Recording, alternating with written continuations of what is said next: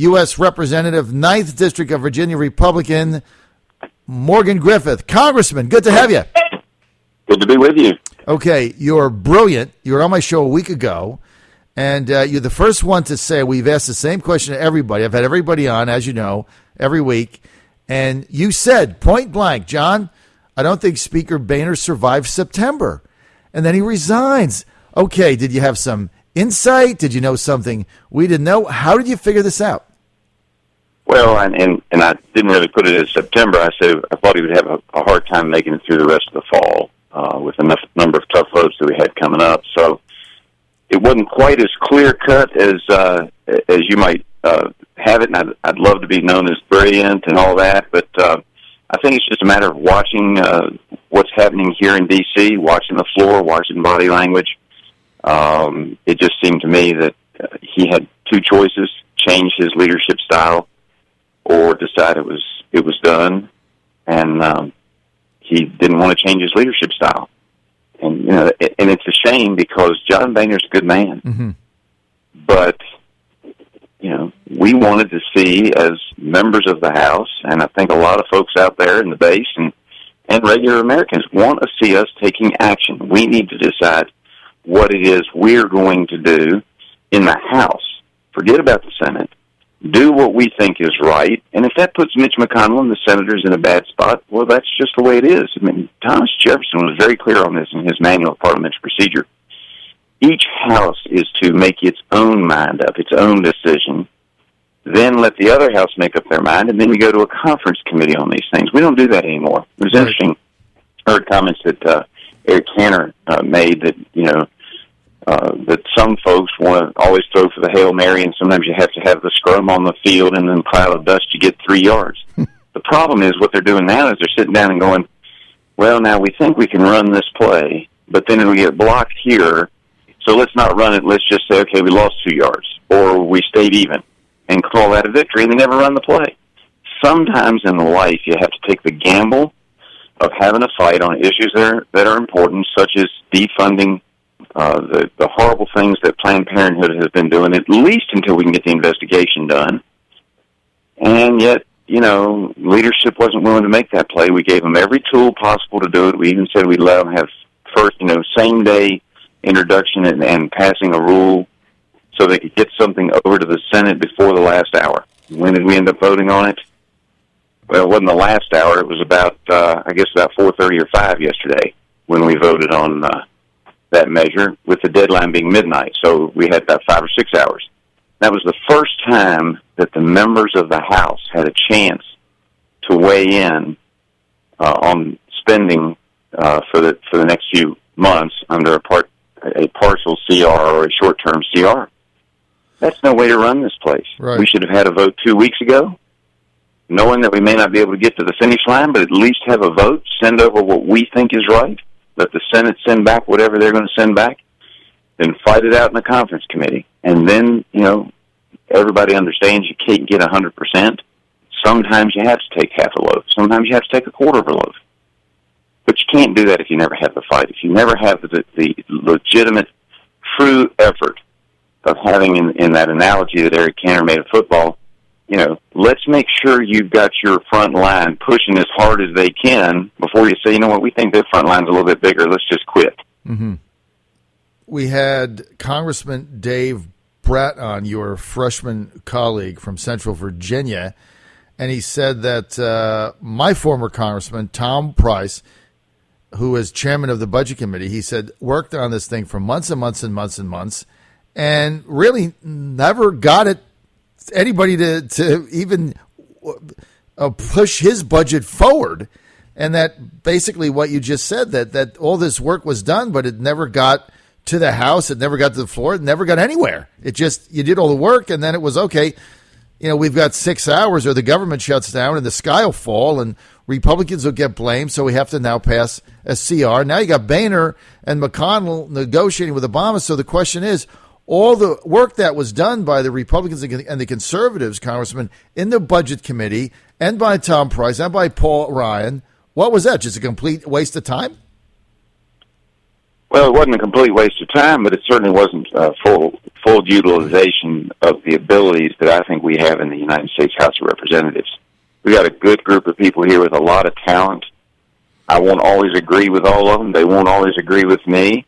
But if we actually went back to the way the process was designed, instead of having a handful of leaders in the back room trying to make every decision, I believe we would end up with a better product. I think people would feel better about it. Even when we had to make compromises, at least we would know that we had done what we could and we'd actually negotiated in good faith after having told not only the Senate, but the people of the United States of America, here's where we want to achieve. This is where we want to get. This is how we get to that shining city on the hill. This is the pathway. We may not make it all today, but we've just made it down another few steps on the yellow brick road. Leadership now, being that you were one of the first people to predict that you didn't think John Boehner was going to survive. By the way, your former colleague in the General Assembly, Chap Peterson, said if he was in Congress, he would put your name forward for Speaker. I just had to throw out that.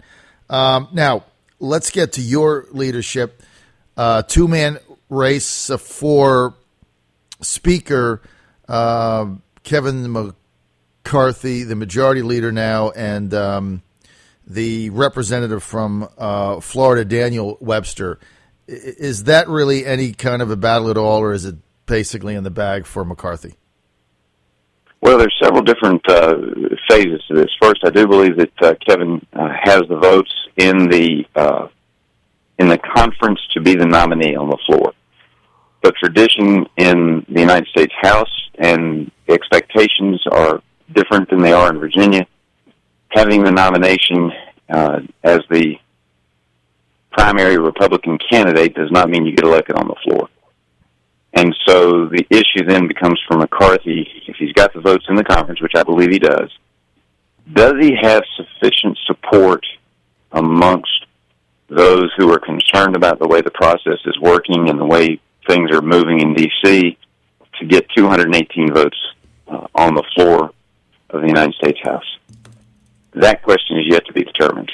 I suspect that what will happen is that Kevin will have to make some concessions, either on process or on who the majority leader might be in order to get to 218. Stay tuned. All of that is very fluid. I think it's unfortunate that they called for the election in the conference for next Thursday, because if Boehner stays to October 31st, we cannot elect somebody on the floor until after that. So that would be around November 3rd that we would elect somebody on the floor. And a lot of things can happen in that time period. I think it would be better to have the election in the conference closer to the time that you go up to actually have a vote on the floor, so that all the data is out there for everybody to analyze, and all of the things that need to be done to improve the process here can be at least laid on the table. They won't all happen, but if some of those can happen, then I think Kevin can probably get to 218. All right, so Congressman Griffith, what you're saying is that you're having the conference vote on Thursday, which is October 6th or 7th or something, and then after that, October the 8th. Okay, so then you've got until you can't do anything with the speakership until John Boehner actually resigns, which is October 31. So you'd be in the first Monday in November. So you'd almost have, you'd have about 4 weeks. And what you're saying is a lot can happen within that 4 weeks to just muddy the waters, right? Well, that is correct. And now it could be the other way around. It could clear the waters up some. But I do think that Kevin's got to he's got to work very hard to make sure that he's able to hold on to at least 218 votes during that time period. And and let me just say that Dan Webster is a good guy, and he is a process-driven guy. Mm-hmm. He's not as conservative as I am, but he is a guy who believes in following the rules and believes that we ought to follow the rules of the House instead of making up new rules every time something comes up. Right. And so I respect that greatly. Now, the members of the Freedom Caucus, which is basically the conservative coalition within the House, led by Ohio Congressman Jim Jordan, are saying that they're not going to forward a name. They're going to focus on, like you just said, the process. What do they mean by that? Well, I mean, let's face it. It doesn't matter who's in the speakership if it's still going to be top down. If a bill can come out of committee, never to be seen again because leadership decides it's not the right time to bring it up. If they're going to continue to lay back and let Mitch McConnell call all the shots in D.C. and not stick it, put the bills over there that need to be put over there and demand publicly that they take a vote on it, then nothing changes. And so it doesn't really matter whether it's Joe Smith, Kevin McCarthy, Dan Webster. If we don't have a change in the way the process works up here, you really won't have any change in the outcome. You have a change in the process, and people are allowed to actually fight it out on the floor as it was designed, to have that scrum that Eric Cantor was talking about as opposed to a set deal in the back room. I think you get better legislation. And I think that the American public will see that we're doing what we're supposed to do, and then they'll put pressure on the United States Senate to start acting like we're acting and actually get bills done and make those compromises that need to be made and move forward and slowly start moving our conservative agenda. We've been in a holding pattern now for the 3/4 years that I've been here. We need to go on the offense. The way you do that is you let us have a little bit more free reign on that process. The way you get bills to the floor, the way the bills come on the floor, et cetera. And Katie barred the door, here come the conservatives, and that's what we're looking for. McCarthy gets out of the conference as the nominee. There's 1 month between that and him getting elected as Speaker. He needs 218. Very likely the Freedom Caucus, which is about 55, he can't get elected Speaker without a majority of them, obviously.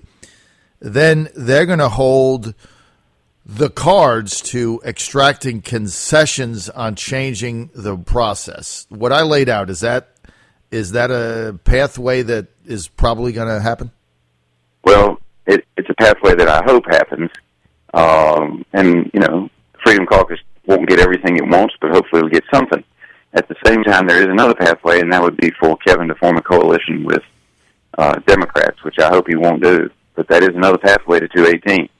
That's, in essence, what has been happening behind the scenes up to this point. Boehner hadn't had the votes on the floor, and he's gone over to the Democrats and Nancy Pelosi. Instead of negotiating with the conservatives, he negotiates with Nancy Pelosi. Mm-hmm.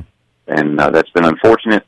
Hopefully that's going to change. Hopefully Kevin will negotiate with us as opposed to negotiating with the Democrats. Now, Speaker Boehner made a statement the other day that many in the Freedom Caucus, like yourself, were false prophets. Did you take exception to that statement? I think he believes that. I obviously don't believe that. I think we're trying to bring about change to the betterment.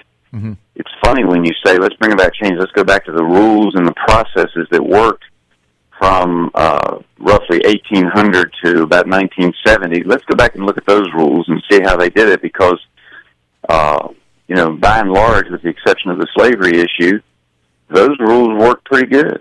And in the 70s, they decided they knew more, and they started changing the rules. And we're paying the price of mistakes that were made in the rules starting in the 1970s, and then those rules have been abused, really starting about, I guess, the late 90s by both Democrats and Republicans, and it's hurt the process.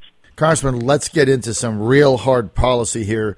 The continuing resolution to keep the government open through December 10th or 11th, whatever it is. You took that vote yesterday. 151 Republicans voted no. You were one of them. Why? One, I think we can do better. Two, I think we should have had to fight a real fight on a real CR. Of course, you got the whole thing. We should have been doing this all summer and sending our appropriation bills over and not be doing a CR, but that's another story. But at the very least, we should have had a real fight sometime earlier in September where the issues could be played out, where you could have your amendments on the floor related to Planned Parenthood, where you could have your amendments on the floor related to what appear to be attempts to bust budget caps across the board, where you could have your fights about spending in general, Obamacare, etc. None of that happened. We were presented with a take-it-or-leave-it proposition. As a elected representative with over 700,000 constituents, I shouldn't be given it on the last day a take-it-or-leave-it proposition. I should be given a process that can work over time, where compromises can be made, not here it is, you take it, or you're responsible for shutting down the government. That's inappropriate, and I will always vote no when given a choice where it's take it or leave it, no discussion. All right, that's fair enough. 91 Republicans did vote in favor of that. All Democrats voted in favor of it, and it did pass, and so the government stays open, and somehow that's a victory. I want to get to Russia. Let's go to the international front. Yesterday, launching airstrikes in Syria, and basically what Putin is saying is, look, I'm going to join the fight against ISIS.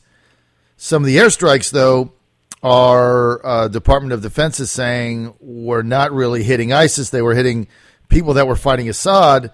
But isn't it tough to discern who? I mean, the whole thing with Syria, Congressman, is you can't really figure out who's on what side on any given day. So how do you feel about that whole thing? And do you feel that Russia has the right to be involved to this extent? Or do you think we're abdicating Syria to them? Well, first, we've abdicated for the last year and a half, 2 years. We're going to train a few troops and send them in, and they're going to shore everything up, and then we find out that all those monies that we spent, millions and millions of dollars, and we have right now in the field 4 or 5 soldiers that we've trained. 5. Woo! I mean, how's that not an abdication? Now, the question is, should we be there at all? That's the debate. I give Tim Kaine credit. This is a debate we ought to be having. Yep. You got problems in Washington when Tim Kaine and Morgan Griffith agree that the process is broken and we need to go back to rules that existed before or were followed before, and we need to have a debate on whether or not we should be over there fighting and involved. We absolutely need to have that debate. But the problem is that we're not having that debate. That's a failure of leadership in the United States Senate. That's a failure of leadership in the White House to take affirmative action. The president's all surprised. Mm-hmm. Russia has long been a player in Syria. Right. They need that warm water port. Mm-hmm. They're going to be a player. You're not going to kick them out of this thing. And then we do nothing in Ukraine, which tells Russia we won't do anything to respond if they make a stronger move in the Middle East. And remember, Russia has a lot of areas that are Muslim inside of Russia itself. Mm-hmm. And they don't want to see ISIS spreading. Mm-hmm. And so my guess is that for strategic reasons, they're going to take out the moderates first, and then they'll take out ISIS. Right. And they're going to establish that they are the power that you can count on in the Middle East. And then they're going to erode American position elsewhere because we're sitting there wringing our hands going, oh, my, what are we going to do? I mean, remember, it hasn't been, how long has it been, a year and a piece since the President of the United States said ISIS is the JV? Right. I mean, clearly this administration has no idea what they're doing. And then, the United States Senate won't take up the declaration of war. Neither will the House. It's something we ought to do. At least either authorize or don't authorize the president to make moves in this direction. Tim Kaine's right, and I agree with him on this. We need to have the fight. We might come up with a different result, but the fight needs to happen in the legislative branch of government. And unfortunately, the legislative branch of government isn't doing anything either. So it's not just criticism of Obama. It's also pointed right back at us in the legislature. No question. I think you need to have that debate. And as you say, Tim Kaine has been fighting for that for some time. Congressman, I've got under a minute. Final question. Back leadership. If the vote for majority leader were held today, would you be inclined to vote for Georgia Congressman Tom Price or current majority whip Steve Scalise? Both good men. I have told them that I am holding off until after the election of the Speaker, and my feeling is that we shouldn't even be electing a majority leader because right now we have one, that's Kevin McCarthy, and until he's actually elected on the floor, we don't really have a vacancy. All right, that's going to be the final word. We want to thank Congressman Morgan Griffith for being with us. This is the